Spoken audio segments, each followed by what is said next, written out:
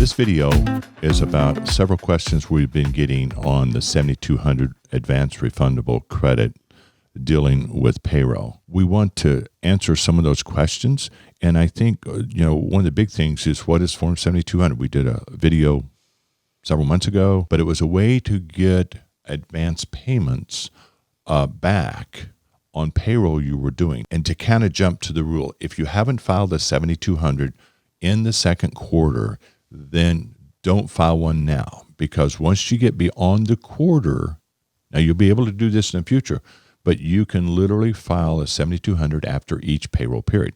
For those of you that have been doing that, this video is to help you understand the reconciliation between the 7200 and the 941 for the second, third, and fourth quarter of the quarterly payroll for 2020.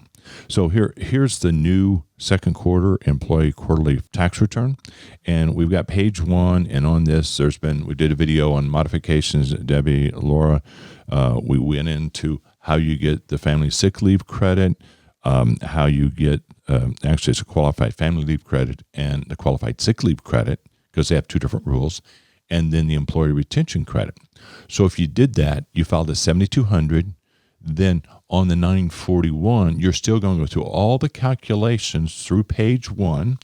And again, we did an earlier video. You can see the link below. And then we're going to go over to page 2 and continue on down the form as if the 7200 was never filed. So if you qualify for one of these credits, you're going to fill out the report independent of the advance credit. You're then going to, like, for example, 13... C, you're going to get the refundable credit portion from worksheet 1. We did a video you see below on worksheet 1 for the sick leave and family leave credit. Then 13D, we did the employee retention credit. We also, as part of that video. So at this point in time, if we stop, it says line 13E, total deposits, deferrals, and refundable credits. We now have figured out what our credits are. The last thing we do before we determine whether we have a balance due or we have an overpayment is we then, on line 13F, we go back to the summation or the accumulation of all the 7200s we did during the quarter. And those credits have already been paid back to us, the employer.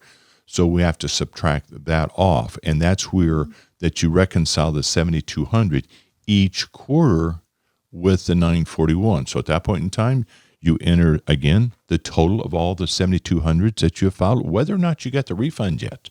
It's the amount you've requested, because that may be in the mail. Or it may be on your EFTPS coming back through. But bottom line is you subtract that off, and then we have a balance due or an overpayment. The other thing I want to leave you with, which is another question that we get, is that we're getting ready to start in another quarter. We're going to start in July. The payroll period there, you can go back and file a 7200. When you get to the end of the third quarter, on this same line, you're going to do the total of the 7200s that were paid in the third quarter, and the same in the fourth quarter.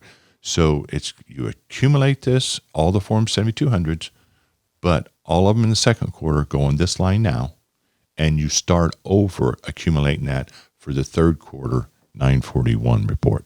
So any comments?